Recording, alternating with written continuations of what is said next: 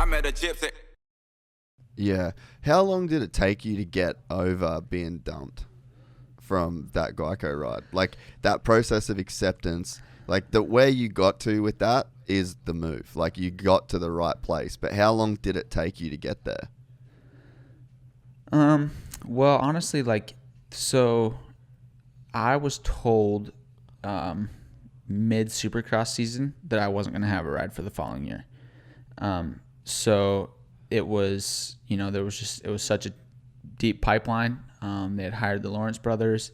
There was so many guys coming up. There was just no room. And the team manager sat me down, and I appreciated it actually, because they didn't wait to tell me, and they didn't string me along and be like, we'll see, until there was nothing.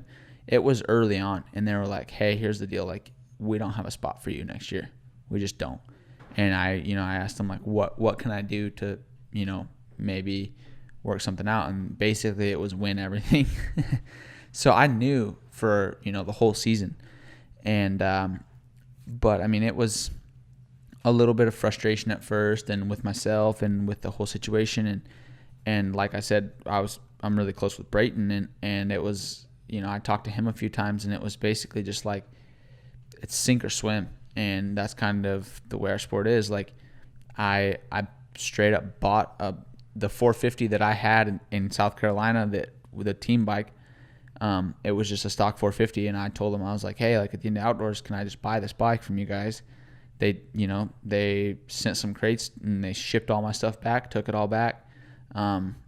Sent one of the riders' dads up from Florida actually to pick the rest of my stuff up to take, and I bought a 450 from them. And I was like, it's really like, you can't feel bad for yourself.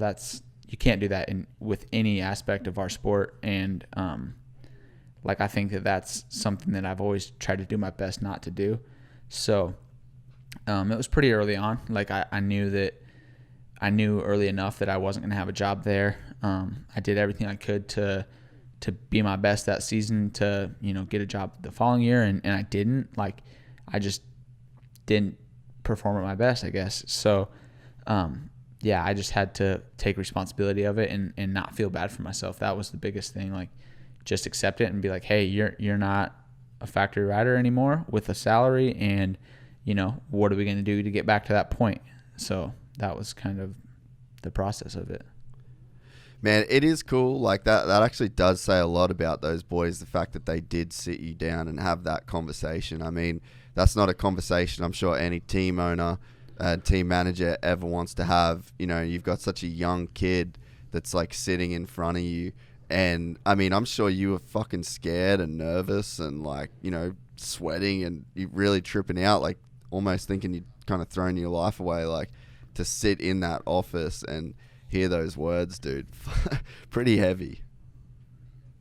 Yeah, I mean, it was. I was pretty young at the time, and since I've turned pro, I've pretty much taken care of all my stuff with deals, and it's my parents, they're still fully in with my racing, and like super involved with me as a person, but they kind of let me take over.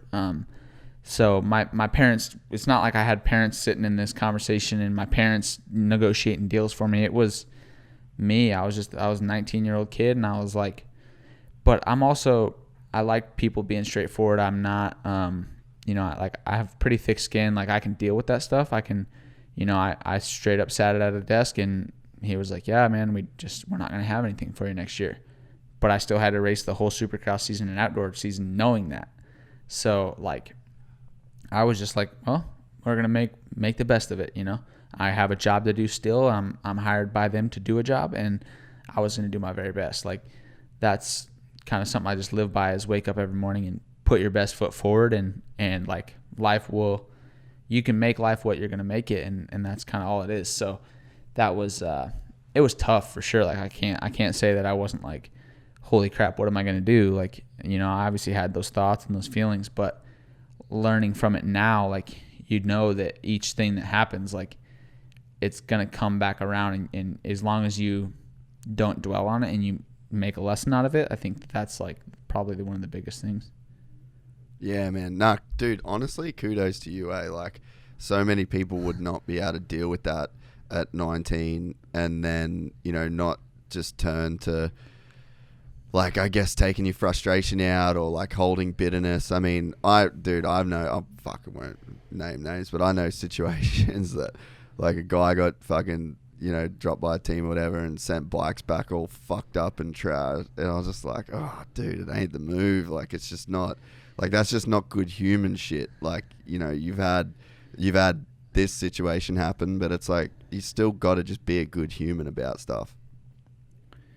Yeah, totally. I mean, I sent my bikes back to them in September, and I was racing for them January 5th the next year, you know? So, like, I think that says a lot about how it worked. Like, I think that, you know, I was as professional as I could be about it, and, like, I still did my very best every time, and, you know, like, I appreciated what they did for me, and I get it. Like, it's a business. They're running a business. I'm running a business. I have a brand, and they had to do what was best for theirs, and they felt like, you know, what we had wasn't the best. So, you know, we ended up I ended up doing a full season with them again of Supercross. So, yeah, like, I had a good relationship with all those guys, and I still do. So, I think that's another thing that's, like, huge. Our industry is so small. I've already realized that everything comes back around. Like, I've had, even down to, like, my boot guy at GEICO when I was, you know, wear these kind of boots. All of a sudden, he worked for this company, and I'm working with him again. Like, it just all comes around in circle. Like, you just, if you got to be for sure a good person. Like, never burn bridges. That's huge. Like, because, you know, as much as frustration can be at times, but yeah, we're a small industry, and, like, we have to work together.